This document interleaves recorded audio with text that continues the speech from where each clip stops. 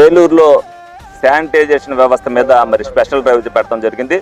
ఈ రోజున ఏదైతే 16 సర్కిల్ ఉన్నాయో 1వ సర్కిల్ 2వ సర్కిల్ తిరగడం జరిగింది.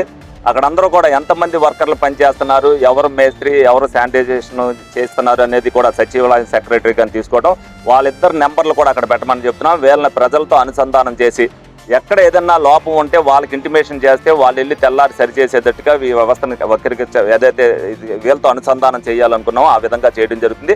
అలాగే ఇందులో చాలా మంది పెర్మనెంట్గా సెలవులు పెడుతున్నారు జరుగుతున్నారు. దానివల్ల మిగతా వర్కర్లు కూడా చేయలేకపోతున్నారు.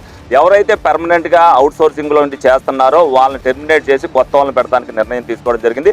అలాగే ఇందులో వయసులో ఎవరైనా ఏజ్ పెరిగి కానీ లేకపోతే అనారోగ్యం కానీ ఉంటే వాళ్ళ కుటుంబీకుల్లో ఎవరో ఒకరిని పెట్టమని చెప్తున్నాం.